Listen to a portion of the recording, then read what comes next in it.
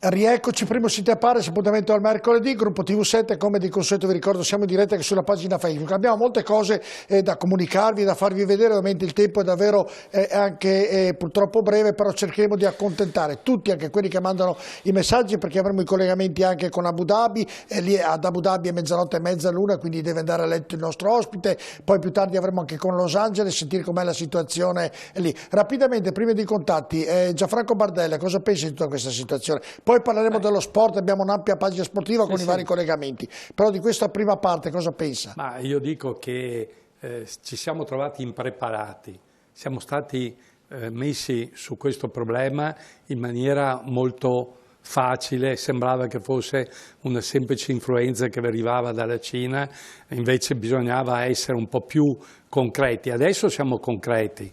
E stiamo dimostrando al mondo intero che si può sconfiggere se si fa squadra, se tutti però all'inizio ognuno ha ragionato di testa sua. Anche perché era difficile prevedere una cosa del genere. Ma voglio dire, allora, io posso essere d'accordo che certamente quello che è arrivato dalla Cina non è una cosa preparata dalla Cina per fare il coronavirus, quello è una cosa che c'è nell'organismo umano, eccetera.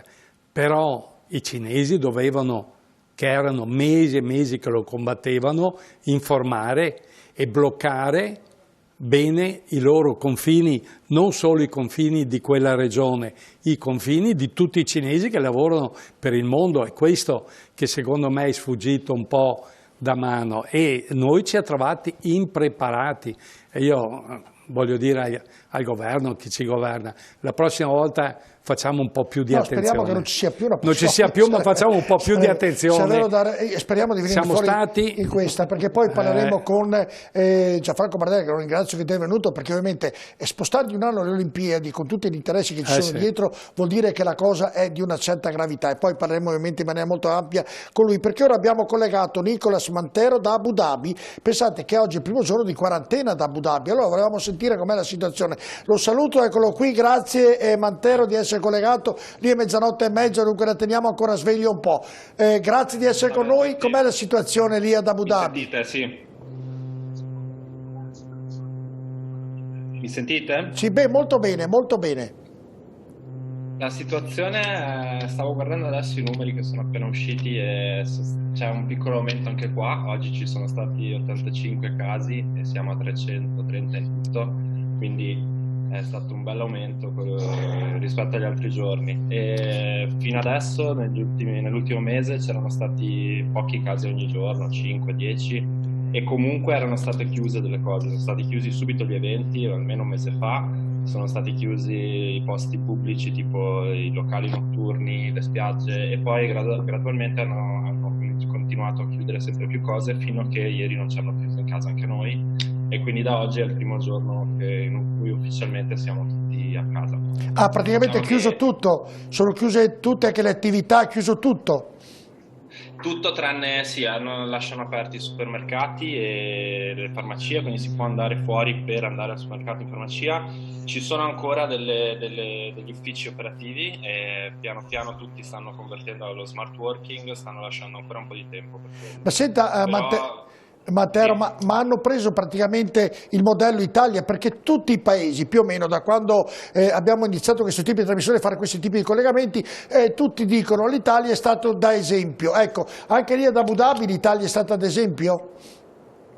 Beh sì, direi di sì, perché comunque hanno cominciato a prendere misure quando veramente c'erano pochissimi casi e le misure erano più o meno le stesse che sono state prese in Italia. Poi sono andati per gradi, ma già quando c'erano 30-40 casi hanno chiuso gli eventi e attività pubbliche, e quindi insomma siamo rimasti stupiti e anche contenti, perché insomma da italiani sapevamo pensavamo che fosse la cosa giusta. Devo dire che gli italiani si sono chiusi in casa prima degli altri, perché probabilmente sentendo le notizie ogni giorno erano più colpiti e spontaneamente hanno cominciato a uscire di meno prima degli altri. Ecco, senta Mantero, lì ad Abu Dhabi, diversamente dall'Italia, lì la sanità è privata. Come funziona?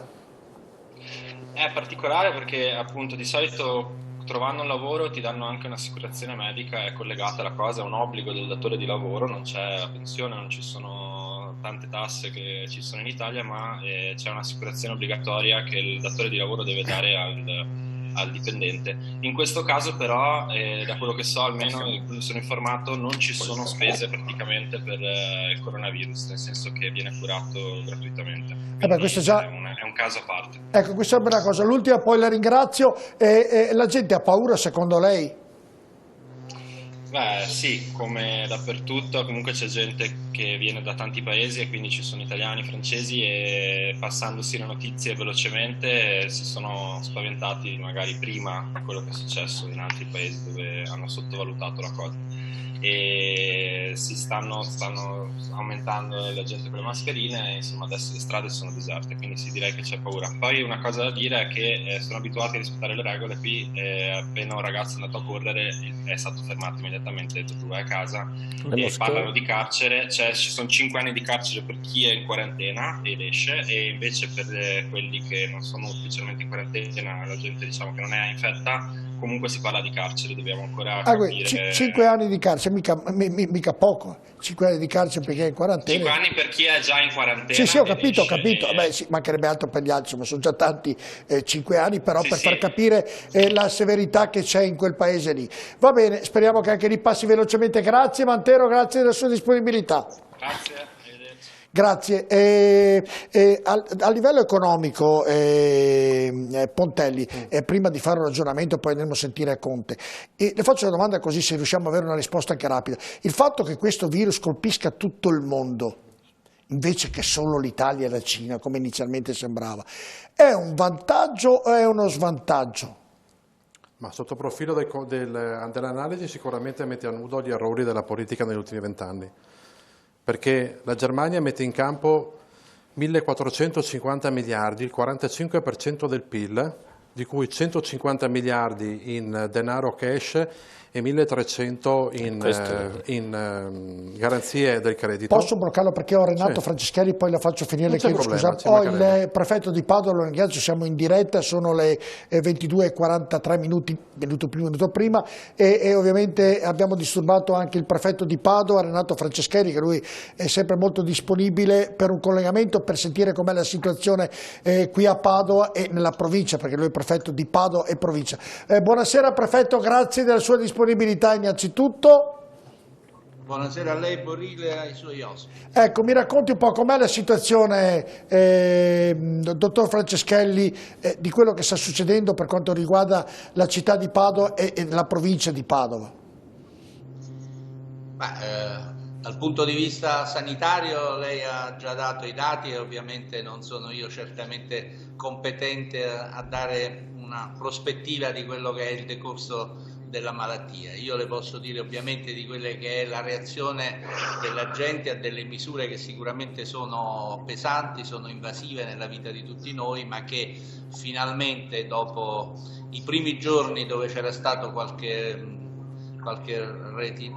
renitenza ad adeguarsi, oggi vanno diciamo verso una comprensione generale della necessità di rimanere il più isolati possibili ed avere le minori esigenze possibili di uscita.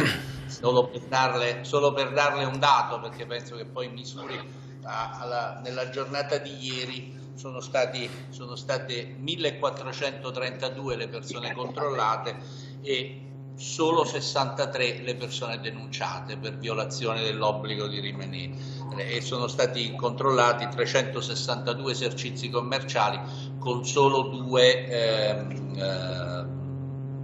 esercenti denunziati. Questo diciamo è un segnale che deve migliorare ancora, ma che sicuramente è un segnale di comprensione che non c'è altra via se non quella dell'isolamento. Ecco, nel fatto dell'isolamento, dottor Franceschelli, ovviamente è l'unica situazione per uscire da questa emergenza sanitaria, però c'è anche un fatto commerciale. Confindustria oggi ha detto, beh, noi vogliamo tenere le fabbriche aperte perché dobbiamo lavorare, perché alla fine c'è da pagare. Ecco, la domanda che le faccio dopo questo cappello, qui a Padova provincia le aziende sono venute da lei a dire, caro prefetto, noi dobbiamo lavorare perché chi ci dà lo stipendio, i soldi per pagare gli stipendi ai nostri dipendenti? Beh, io Sicuramente abbiamo avuto nei 2 giorni passati circa 2000 comunicazioni di prosieguo di esercizio di attività.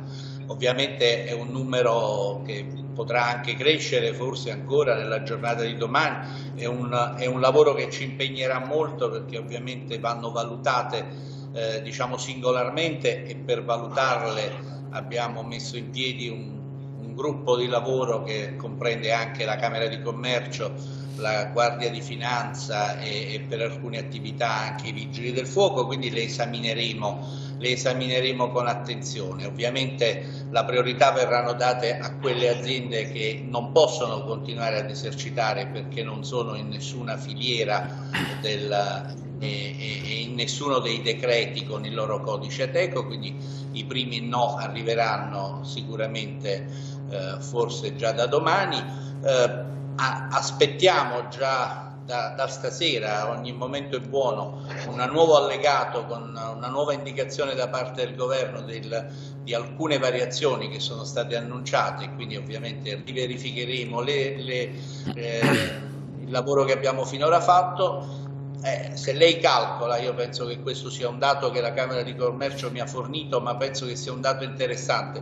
Se lei calcola che sulle circa 120.000 imprese iscritte alla Camera di Commercio di Padova, quindi mi riferisco a tutta la provincia, circa il 50%, circa 58.000 già oggi in vigenza dei 2 decreti del Presidente del Consiglio, quello dell'11 e quello del 22, sono autorizzate a svolgere attività.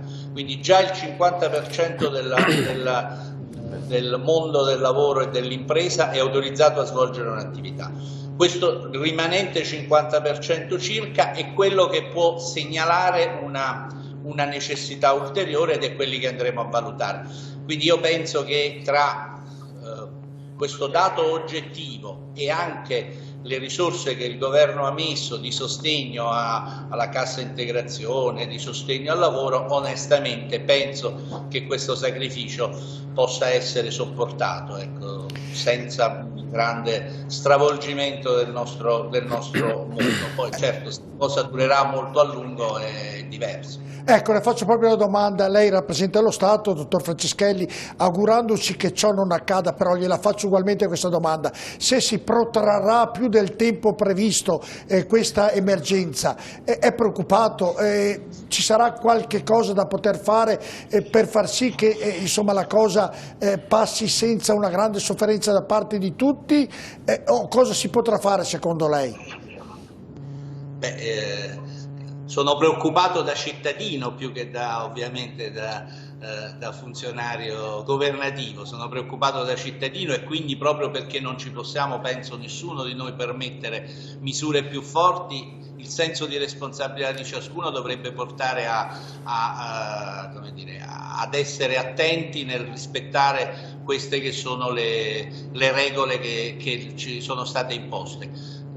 Giorni fa, con una battuta forse giornalistica, il presidente Zaia ha detto che dopo di questo c'è il coprifuoco. Ecco, forse ha ragione lui, quindi siccome nessuno di noi spera di vivere in un mondo da coprifuoco, mi auguro che le voglie così non giustificate di prendere una boccata d'aria vengano represse. Ecco, senta l'ultima, visto come ha citato lei che delle persone fermate poche sono state sanzionate, quindi possiamo dire che Padova e i padovani hanno risposto... No, mi riferisco alla giornata di ieri, alla giornata di ieri. Molte sanzionate, ma ieri il numero è andato scendendo, quindi sembra che ci sia più senso di responsabilità. Ecco, e quindi vuol dire che Padova e provincia hanno risposto bene a tutte le direttive che sono state date? Sì, in linea di massima direi che sarebbe non onesto dire che insomma non ci sia stata un adeguarsi alle indicazioni. Io spero che sia sempre maggiore, ovviamente, anche questo. Ecco, lei l'ha già fatto in forma ufficiale, visto che ha le telecamere, vuol dire qualcosa ai padovani prima di concludere questa telefonata, dottor Franceschelli? Ma guardi, io penso che in questa situazione ciascuno di noi abbia molto riflettuto, avendo il tempo anche a casa di di passare un tempo con se stessi, e penso che ciascuno di noi abbia riflettuto su l'importanza di alcune cose che normalmente non abbiamo considerato, che sono quelle della nostra vita sociale, ma sono anche il valore di un sistema sanitario pubblico che è un fiore all'occhiello, secondo me, del nostro Paese. Ecco, io penso che proprio perché queste cose le abbiamo apprezzate in questo momento, e proprio per andare incontro a chi in queste giornate sta dando tutto se stesso negli ospedali, nelle mille realtà sanitarie della regione, io penso che ciascuno di noi abbia questo obbligo morale. Io sono molto preoccupato, e per quello che posso ovviamente mi sto impegnando su un fronte diverso, che è quello delle case di riposo, delle residenze degli anziani. Io penso che oggi quello sia un fronte debole, perché ovviamente sono degli ospiti di queste realtà, che lo sono per età, per problemi fisici pregressi. Ecco, noi oggi dobbiamo, secondo me, quanto più è possibile, stare a fianco a queste case, a questi operatori e a queste realtà, perché, come abbiamo visto a Merlara, quando poi il virus entra, purtroppo fa danni seri. E per Merlara io spero di riuscire ad avere una collaborazione dall'esercito per dare un po' di supporto agli operatori, ma di strutture di accoglienza di questo genere sul territorio ce ne sono tante, e tutti dobbiamo far sì che, a cominciare dalla regione, considerare anche loro operatori di un sistema di sanità pubblica, anche se le strutture in gran parte sono private, fornirli di quegli strumenti che sono necessari perché il virus non entri in queste strutture, e proteggere soprattutto gli operatori medici e sanitari che in queste strutture lavorano. Grazie dottor Renato Franceschelli, prefetto di Padova, buon lavoro e davvero speriamo di uscirne tutti rapidamente. Grazie al prefetto di Padova di questo collegamento. Credo davvero, Gianfranco Bardello, dico a tutti, poi questa è un'emergenza davvero, delle volte sembra banale nel dirla, però è capitata una cosa incredibile, cioè una cosa che... quando ricevi telefonate di amici, di conoscenti, ma cosa ne pensi? Tu che parli con questo, parli con l'altro, cioè siamo tutti un po' disarmati da questa situazione, o no? Perché è stata inaspettata, anche il mondo dello sport si è trovato completamente impreparato. Io che conosco bene il mondo dello sport, certamente le notizie che arrivavano non erano quelle reali, e questo ha portato molto a essere un po' più leggeri all'inizio. Voglio dire, io ho visto, sì, non si poteva più andare in piscina, poi sono state riaperte 2 giorni, poi sono state chiuse 4 giorni, cioè all'inizio c'è stato un po' di confusione. Ma questo lo dico perché era una cosa inaspettata. Inaspettata. Abbiamo collegato il dottor Renzo Scaggiante, che è direttore malattie infettive dell'ospedale di Belluno, collegato via Skype o via Zoom, perché ormai abbiamo 2 tipi di collegamento. Lo ringraziamo. Buonasera dottore. Buonasera a voi. Allora, com'è la situazione? Intanto cominciamo da Belluno, com'è la situazione per quanto riguarda l'ospedale dove lei opera, dove lei lavora, insomma, opera in tal senso? Certamente, premesso che fino a venerdì io lavoravo a Padova, quindi sono qua solamente da 5 giorni, ma devo dire che l'organizzazione che hanno avuto qua a Belluno è un'organizzazione molto oculata, perché i vari presidi ospedalieri, e quindi non solo Belluno, importante, ma anche... Se abbassiamo l'audio, regia dell'altro microfono, grazie. Se abbassiamo l'audio, oppure se c'è un problema, se mi dite, perché non sento bene il dottor Scaggiante. Vediamo se riusciamo a riaverlo, se mi siete di aiuto, perché ovviamente con tutti questi collegamenti Skype, Zoom, ovviamente c'è sempre qualche cosa che più o meno non riesce a funzionare per il meglio, anche perché... Ah, mi sta sentendo il medico. Allora, mi sta sentendo, non lo vediamo, però tra poco lo vedremo. Può continuare pure, dottore.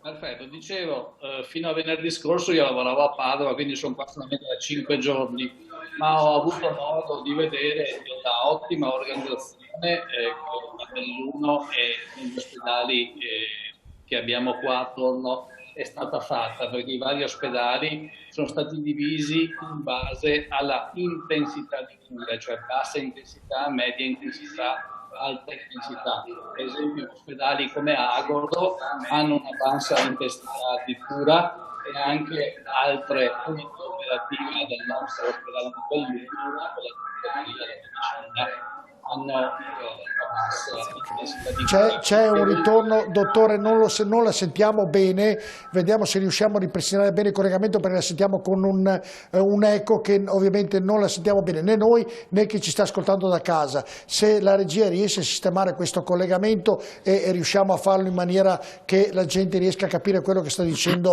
il dottore, perché è davvero molto importante. Avevo interrotto Gianfranco Bardella nel ragionamento dell'impreparazione che continua a dire, però oggi la situazione è questa, quindi bisogna guardare. Era veramente l'economista che stava facendo un ragionamento. Volevo far concludere perché nel ragionamento, poi volevo concludere con lui, avevo interrotto proprio un attimo Gianfranco Bardella, intervistato Gianfranco Bardella per questo motivo.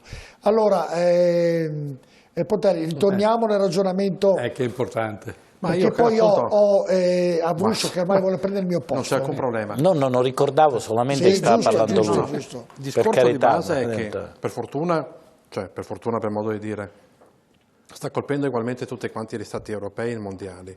Questo mette a nudo la responsabilità di chi ha gestito la politica economica e sanitaria negli ultimi 20 anni in Italia, perché adesso al di là dello sforzo immane che il sistema sanitario, ma soprattutto gli operatori sanitari, che stanno pagando in prima persona la lotta al coronavirus con vittime, con morti, per cui questo vale ovviamente per tutta Italia, vale in tutta Europa, però voglio dire, da noi esiste la grandissima sofferenza da parte del personale sanitario che fa turni massacranti per cercare di ovviare quelle che sono delle carenze che non sono imputabili alla regione degli ultimi 2 anni o anche a questo governo.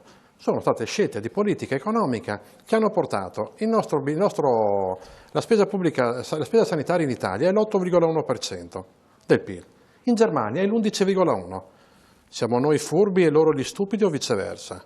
Quindi vuol dire, noi adesso stiamo pagando delle carenze strutturali. È evidente che non ci potrà mai essere una struttura sanitaria che possa prevedere una pandemia come questa, questo è evidente.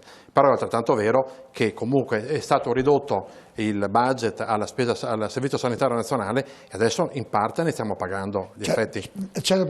Prima, perché nella parte della scaletta l'avevo messo l'economia, la ultima parte perché poi avremo Conte che ha stanziato 25 miliardi e poi ieri quello che è successo in America dove la borsa ha avuto un picco stratosferico perché Trump ha detto metto una valanga di soldi a disposizione, quindi volevo parlarne facendo vedere al completo i vari servizi che abbiamo preparato e poi il ragionamento in modo tale che i nostri telespettatori riescono a comprenderlo in maniera molto chiara. Chiedo di nuovo se abbiamo il collegamento con il medico. Dennis, mi sei di aiuto, così potremmo continuare con l'argomento sanitario che è quello poi...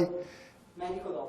Il medico ce l'abbiamo dopo. Allora, riapriamo la pagina allora e poi continueremo con Avruscio con lo sport. Arriva Gianfranco Bardella, la notizia, sospendiamo le Olimpiadi, tu sei presidente del CONI regionale, quindi un incarico molto importante, come diceva Avruscio, sei stato quello che ha anche tra i primi del dire blocchiamo le Olimpiadi. Questo vuol dire che c'è una perdita ovviamente di denaro a IOSA, di interessi a IOSA, di tantissime cose che prima di dire non le facciamo quest'anno ci hanno pensato 10.000 volte. Ecco, cosa vorrà dire tutto questo, Gianfranco Bardella? Ma io credo che tutto il mondo dello sport che è rivolto verso le Olimpiadi ogni 4 anni era ormai preparato anche questo per vedere il rinvio, certamente non a 1 mese, 2 mesi come si diceva di farli in occasione delle Paralimpiadi oppure di farli in ottobre, ma secondo il mio parere è stata fatta la strada giusta, quella di rinviarla al 2021. Noi sappiamo che prima di tutto c'è la salute dei cittadini, di tutti i cittadini di tutte le nazioni e poi ci può essere lo sport, l'economia, i trasporti, tutto quello che volete, ma prima di tutto la salute. Allora, quando è scoppiata questa, tutti, parliamoci chiaro, sapevano che non è una cosa di 2 settimane, 3 settimane, ma è una cosa che ha il suo tempo, perché questo è successo in Cina, 3 o 4 mesi. Quindi come si poteva pensare di fare le Olimpiadi in luglio, quando che speriamo che per luglio termina questo periodo terribile. No, noi sappiamo che alle Olimpiadi vanno atleti che devono fare i tempi, i numeri, i percorsi, qualificarsi per le Olimpiadi, e quasi tutti lo fanno da febbraio a maggio. Sono i 4 mesi in cui veramente si fa il percorso per andare alle Olimpiadi. Questo era impossibile. No, ma Gianfranco Bardelli, sotto questo punto di vista sono d'accordo con lei. Ti do del tu, ti do del lei, perché ormai diventa che questo nella trasmissione. Però il concetto è, dal punto di vista del ragionamento che hai fatto, credo non ci sia una piega, è un ragionamento perfetto. Però tu sai che ci sono degli interessi economici che prevaricano, vedi l'Inghilterra che valuta prima il lato economico che il lato morale o sanitario, che prevaricano tutto quello che noi pensiamo, perché anche, poi parleremo che nel mondo del calcio, tanti anni fa in una guerra hanno sospeso il campionato e l'hanno fatto finire, però non c'erano gli interessi che ci sono oggi, i soldi che ci sono oggi. È quello che mi preoccupa, Gianfranco Bardelli, non il fatto di sospenderlo sotto un profilo morale che ci sta. No, ma io ho detto che bisogna, anche se siamo degli uomini di sport, non di quelli che vogliono con lo sport guadagnare e fare i soldi, ma siamo uomini di sport, dobbiamo scegliere prima di tutto la salute degli uomini di sport, e quindi il rinvio delle Olimpiadi di un anno è stata una cosa che è merito dello sport, vero.